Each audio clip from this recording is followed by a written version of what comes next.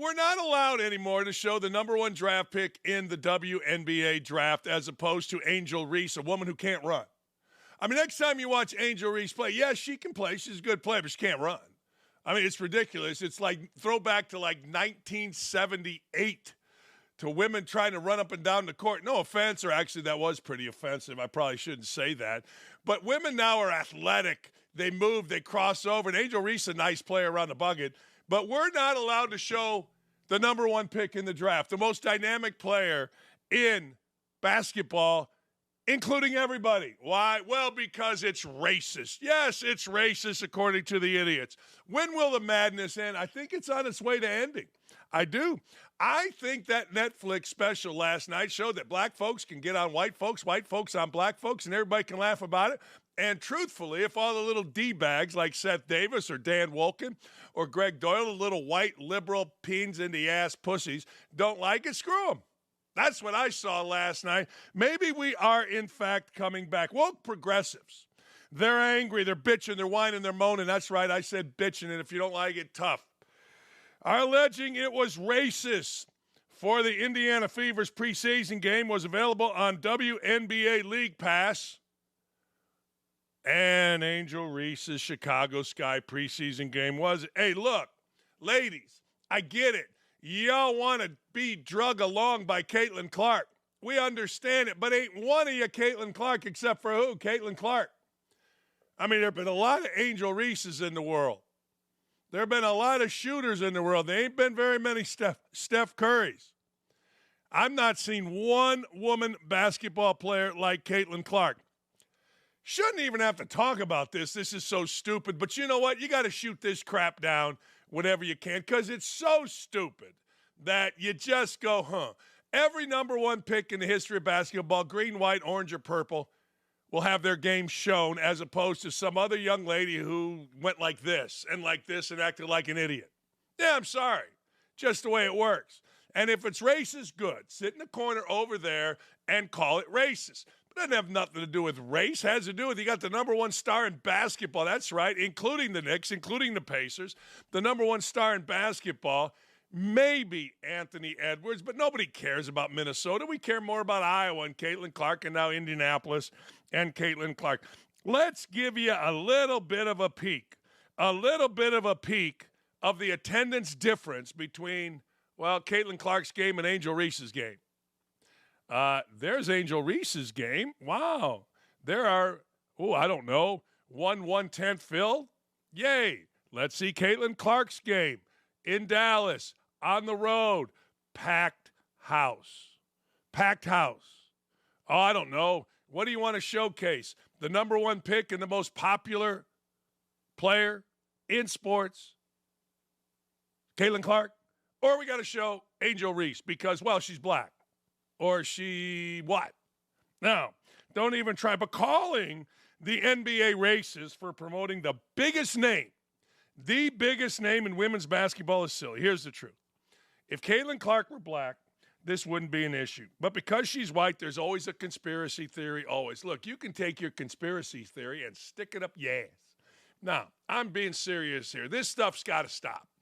You know, maybe the frat boys down in North Carolina changed things. Maybe the roast last night where Kevin Hart could go at Belichick and Belichick could go at Gronk and Gronk could go, and there's an African-American lesbian there. I didn't know whether it was a dude or a guy. Doesn't matter. Funny stuff was being said. Maybe the world can just go back to, hey, look, can't we all just get along? The great Rodney King said that. Can't we all just get along?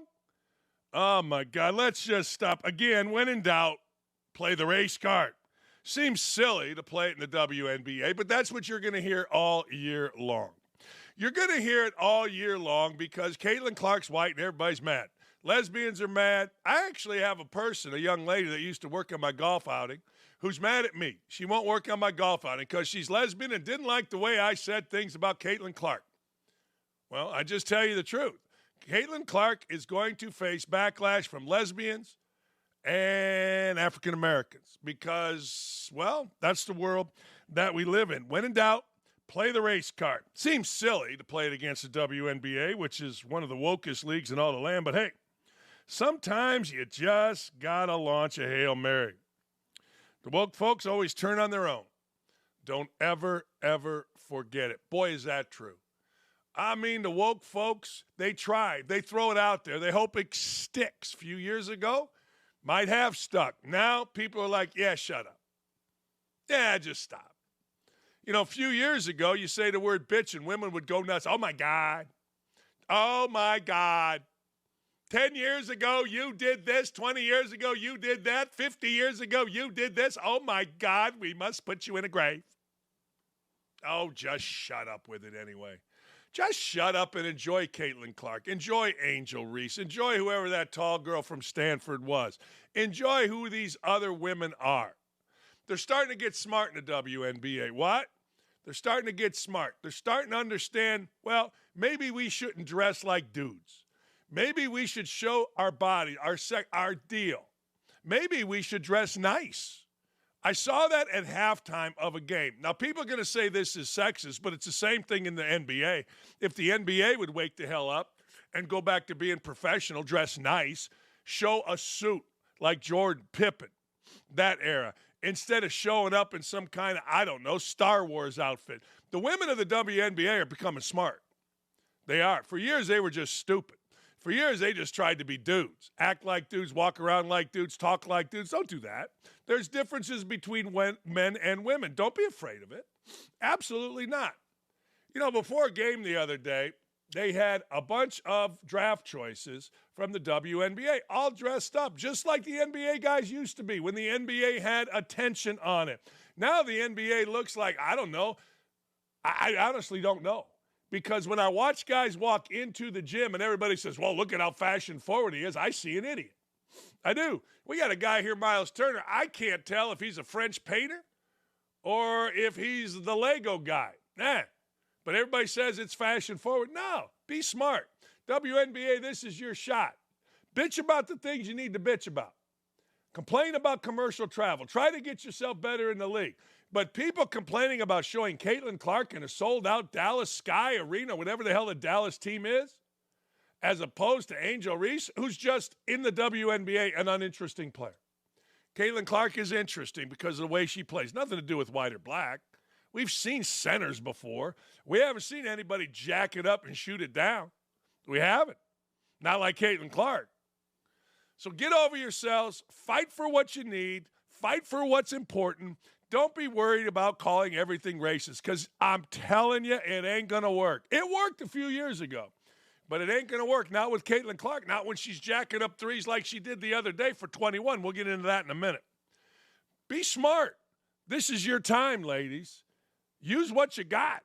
Hey, when the NBA needed to come back and get rid of all the drugs and get rid of all the stuff, here came Larry Bird. Personable, smart, interesting. Here came Earvin Magic Johnson, personable, smart, interesting, handsome. Here came Isaiah Thomas, personable, smart, interesting, handsome. I mean, don't even try it. Just be smart. Quit worrying about stupid shit. And whether or not the game, preseason game is on WNBA League Pass, 99.9 of the people in America didn't even know there was a WNBA League Pass. Man. You got a real shot here. Quit nitpicking and quit being stupid. Jesus. Hey, look, this is smart. And I don't know where this is headed, but I've always said this. Man, there are unintended consequences of the legalization of gambling. There are. There are many unintended consequences. I remember being a college coach and going and talking to some frat boys. This is before gambling was legal. And, you know, you talk to them, try to get them come to game. One kid asked me about the line on the game, and I went batshit crazy. Why? I'll tell you why. Because I wanted my president, my athletic director, to know that there was no chance in hell I was tolerating any type of gambling talk around me or my team, period. Period. And I meant every word because I know how dangerous this stuff is. I grew up around it. I saw a family down the street, the entire family, girls, dad, mom, the whole family get carted into paddy wagons, boom, crying, screaming, the whole deal. They ran the gambling in Northwest Indiana. Saw it for myself. I don't need that. Well, guess what? The NBA doesn't need it either. The NBA doesn't need Jontay Porter fixing, throwing, individually, collectively, giving information. They don't need it. So according to ESPN, the league is discussing changes to the prop bet menu with its sportsbook partners. The discussions have gone as far as discussing the banning of under wagers for specific players. But there are apparently concerns that illegal gambling could increase without such a market. Look, and that is a legitimate concern. Make no mistake about it. You take away something, somebody's going to find a way. Now, here's what they're doing in certain states in college. And I don't know that you can do this in the NBA. Certain states in college are not allowing you on your DraftKings, FanDuel, wherever you like to bet, to have prop bets on individuals. What does that mean? Dan Dakich plays for Indiana. 2.5 is the over-under number on threes that I make. You can bet over 2.5. You can bet under 2.5. Obviously, you can't bet 2.5 because unless you know some way to make a half. But anyway, here's the deal. A lot of states, and it's by state, have said, yeah, we're not allowing that type of bet in college. Over under 13 points, over under 8 rebounds, over under 4 assists. You know what I'm saying? They're not allowing that. Indiana does still. I think that'll change. I hope that'll change because that's kind of ridiculous. And I always say this. You ever go to a racetrack, a horse racing track, and stand down at the start-finish line? If you ever do, you're called a railbird. If you ever been a railbird, you know the horses go past and they jog it out. And usually at the start-finish line is the winner's circle. The owner, the jockey, the trainer come in for a picture after. Well, that's awesome. But the other horses come by this way usually to get to the paddock, to get to their stall. Oh, man. You should hear what's said to those guys riding, those jockeys. It's unbelievable. You fixed it. You know what I'm saying? So why would we think that would be any different relative to a player in basketball? Football is a little different. Football, you got a bucket on your head. Now, I get it, Tom Brady, guys who would know who you are. But the running back at Indiana University, 9 out of 10 times can walk on campus and no one's going to know who he is. The receiver, 9 out of 10 times, can walk around a campus, even a Big Ten campus, and no one's going to pay attention or know who he is, other than the fact that at least at Indiana, they always wear their gear so that people know who they are. But anyway, long story short, basketball's dangerous with this. Very, very dangerous. And players walking around and playing basically in their underwear are the most visible people. You miss a shot, I have you at 14. Actually, the other day here, somebody in my group, Nick, had Halliburton 17.5. No, it was my producer, Jonathan, on my afternoon show. He had Tyrese Halliburton of the Pacers, over 17.5. Well, guess what? He had 15 at half. He ended up with 17. Pacers won the game. Halliburton didn't need to score, so he started distributing. So my man lost the bet. Now, Jonathan's the nicest kid in America. He's 24 years old. He reads the Bible. He's got a vice. He gambles. What are you going to do?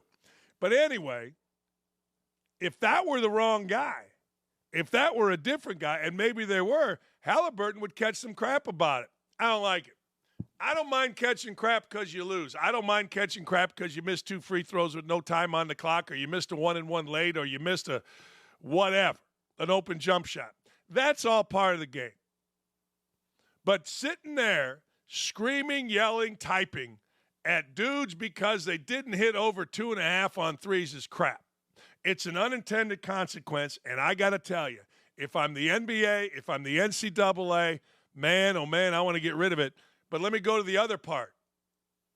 Anytime you take something away in gambling, somebody's going to find a way to gamble on it. Bookies are going to say, wait a second, there's no under? We got you. Stop by Sleazy Eddie's Porn Palace, and we got you, baby. Come on. Come on in. We'll take all the unders you want. Probably not going away. Look, it is what it is, but it is dangerous stuff, man. It's dirty work, this prop bet, NBA, college Women's are going to be involved too. It's dirty business. Somebody, I guarantee, is going to get hurt eventually.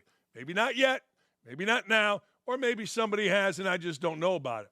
But eventually, someone's going to get that ass hurt. This is something I don't care about. This is something I think will make news.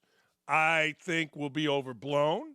And I think will go away very quietly if, in fact, it happens.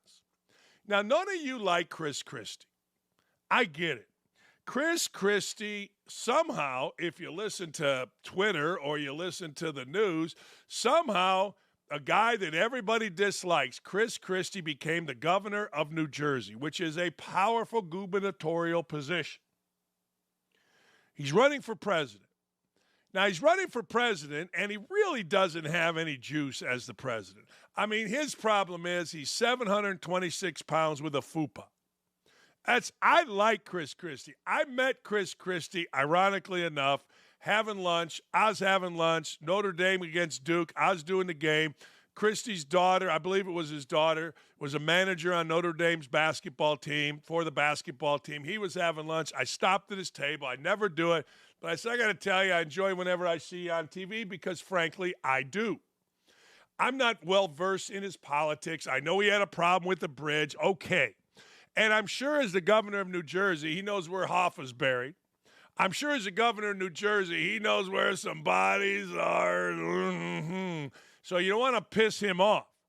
I mean, he could be worse than Hillary Clinton. I'm not suicidal. But anyway, Chris Christie told the Washington Post it's more likely than not that Stephen A. Smith will run for president in the near future.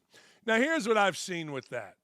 Guys that are involved, really involved with, I don't know, they're involved with sports and they think they're going to run for office. It 9 out of 10 times ends in disaster. Hey, there are some. Bill Bradley, terrific. Not terrific. You kidding me? There's others. Steve Largent was great. Bunch of others. Those two just came to my mind. But Stephen A. Smith has a warped sense of himself. Now, maybe I'm wrong, but I don't think so. Nah, I don't think so. Christie is weighing in on President Trump. See what my guys did there? See what they did there? Christie is weighing in on President Trump. Bada bing! Says Trump physically looks terrible. Look, that's like me saying I don't like his hair. Come on. Come on. You got the fupa. You know what a fupa is? I hope you do. If you don't, look it up. Urban Dictionary. He's weighing in physically, looks terrible, in a sit-down interview with the Institute of Politics. That's what me and the Flying Knicks should start. We should start an Institute of Streaming and bring all the big hitters out. But anyway, so who's going to be the one, they say, right here, it's written down right here. Usually I don't read what they're right here word for word, but I got to in this case. Chris Christie's talking about how physically Donald Trump looks terrible. So who's going to address the elephant in the room? Bada bang. The only office that would do it for me is the presidency of the United States, and I don't think there's a snowball chance in hell the American people would ever vote for me. Wow. Huh. All right. Either party would be foolish not to be willing to talk to him. Talking about Stephen A. Smith. I don't think it's intimate, but will he run someday? I think it's more likely than not that he would. That's great, man. Who cares? Well, here's his own words. Let's listen to the great Chris Christie addressing the elephant in the room. A criminal trial is a really awful thing to go through. And if you look at Trump physically right now, he looks terrible. Oh, man. Come on. You see the food? Put that back and pause it, will you? I wish I had a telestrator here. A criminal trial is a really awful thing to go through. I mean, right and there, if you right look at below Trump, the blue shirt. Now, that right there, I wish I could circle it right there, right there, right where his right hand is, just to his left of that right hand, that big bag of whatever. But I like Christie, so I have a hard time making fun But, man, look, I don't think Trump looks terrible. I'm sure a criminal trial is horrible to go through. I'm sure it's one of the worst, if not the worst, things outside of losing a child that you could ever deal with in life. But come on, Chris. Come on. With the big fupa sitting there. With the face. With you're rich. You got to be rich. Governor of New Jersey, you got to have kickbacks out the yank. Get a suit, tailor that thing up, get a trainer, let's go. I would never talk about Chris Christie this way, except he's talking about the way others look. I don't talk about how people look. Come on. Man. Hey, I'm digging this. I ain't mad at this. Yeah, get some Ozempic, semi-glutide. I do ads for a place called Affinity Whole Health. They got semi-glutide. They sent it to me. Works. I don't know. But you end up wearing a shirt like this, which is really comfortable. Really good. Buy them now. Hey, a female darts player. This is good. This should happen more. I don't understand why it doesn't happen more. A female darts player, Deta Hedman, forfeited her match at the Denmark Open rather than face a biological male opponent. Where Hedman, who has won the event 6 times in her career, well, she showed that she cares more about fairness than winning. You know, the other day, Patrick Beverley acted like an idiot. Patrick Beverley told a woman, well, if you don't subscribe to my podcast, I'm not talking to you. And apparently, Patrick Beverley has done that before. Apparently, that's kind of his move with the locals. Well, you know what? All the women in broadcasting lost their mind. I mean, they went crazy. I mean, oh, my God, the woman that he was talking to is so nice. Oh, my God. She's so nice. I mean, we can't believe that he was so rude to her. Patrick Beverley will never go on ESPN again. They will kick him off. All of the usual suspects had something to say about Patrick Beverley. All of them. You know what? Not one of those women have said anything about transgender folks in sports. They all get so excited. They all get so mad. Oh, Heather Dinich, she the biggest hypocrite in sports. You don't even know who she is. You see her on your TV once in a while. Oh, my God, it's so terrible. Oh, my God, he's awful. Poor Melinda Adams. I mean, she's just the nicest woman. I don't hear one of these women, none of them, having the balls, to stand up. They didn't stand up for Sage Steele. They didn't stand up for nobody. But now, because it's, one of our own, oh, my God, no, stop it. No, I got no respect for it. None, zero, zip, nada. Yeah, Beverly was a jackass. Was he misogynist? Probably not. He's just a jackass. They tell us, guys that cover the Bucks tell me that he's done that to males, females, whatever. But, of course, the poor woman. Yeah, I don't hear any of these women. I don't see none of them standing up for women in sports like they stood up for poor Melinda.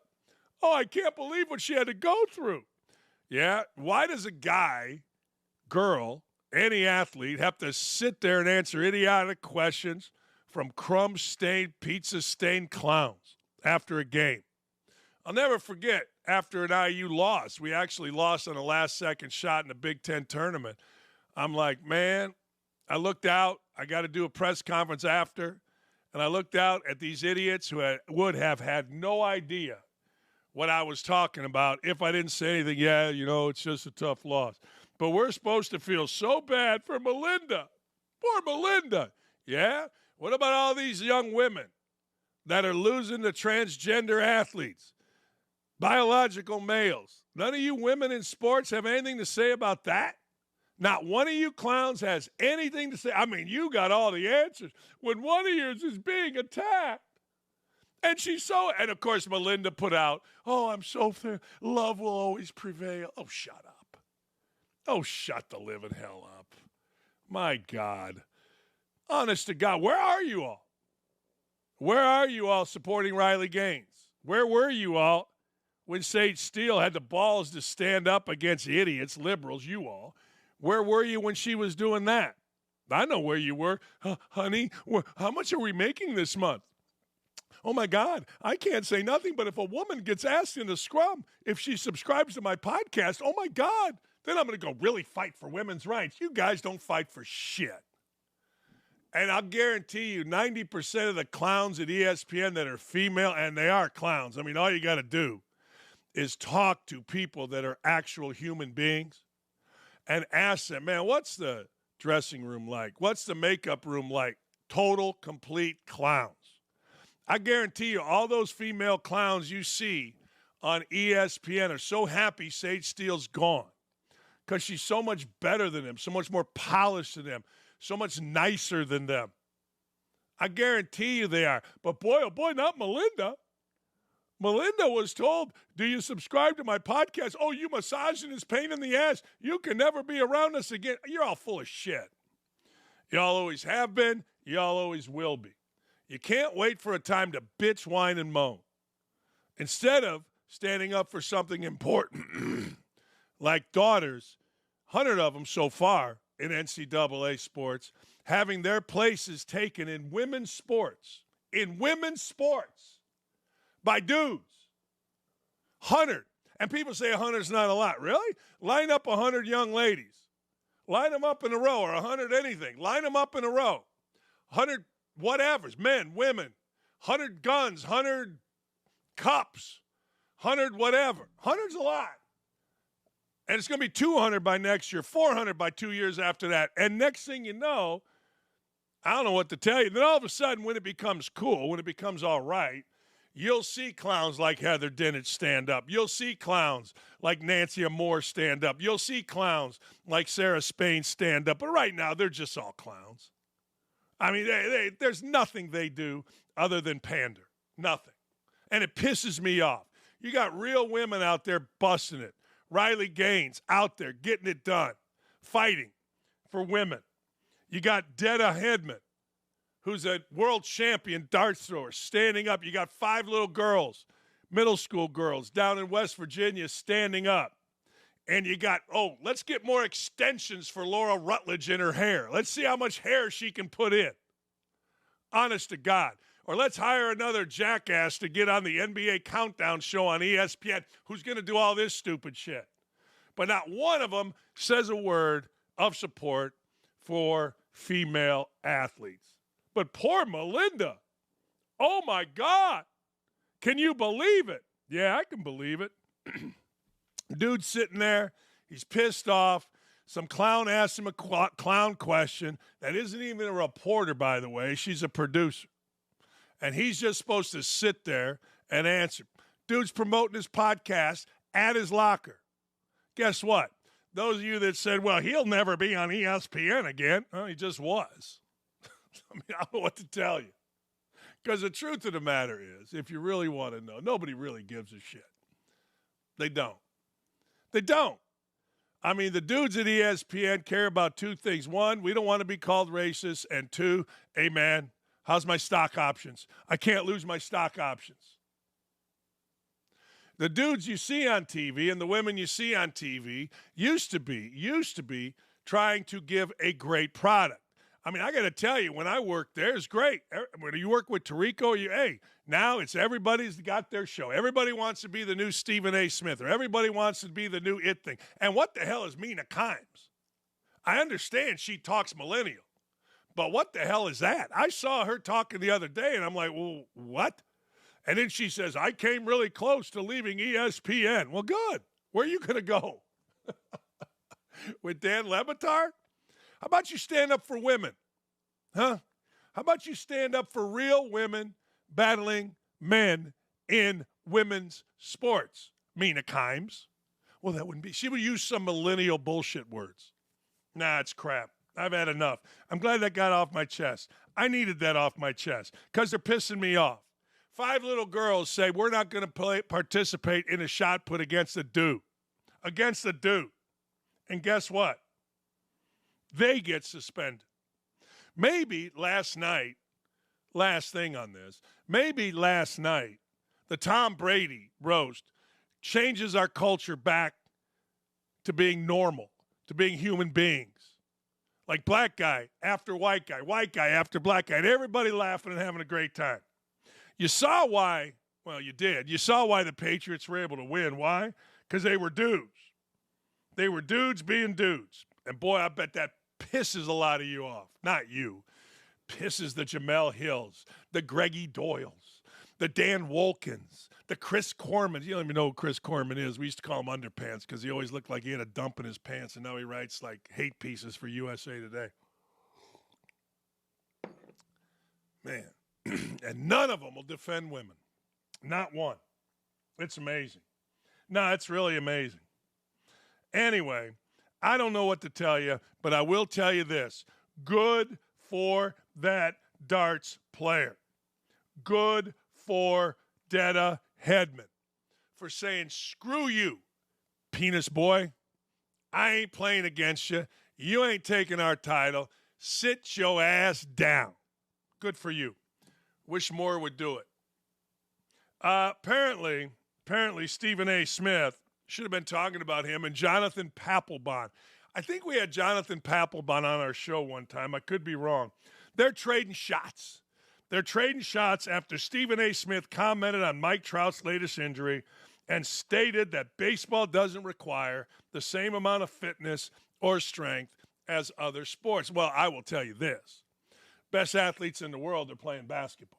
I mean, when you combine size, strength, athletic ability, speed, quickness, jumping ability, you name it, nobody in this world other than maybe Usain Bolt in his prime can even touch what basketball players are. You know that little cornerback that plays in the NFL that can run a 4-0 40, or that little wide receiver that can ride a 4-3 40 or whatever it is? He's about this big.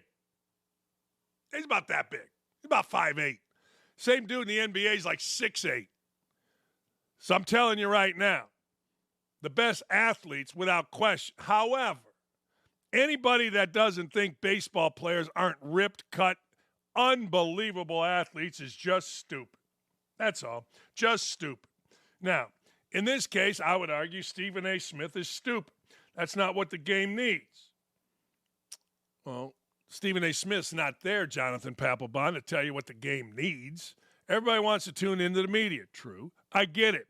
But at the end of the day, you have to be responsible for the ish you say. Now, why am I all of a sudden not cussing, Mom? I don't know.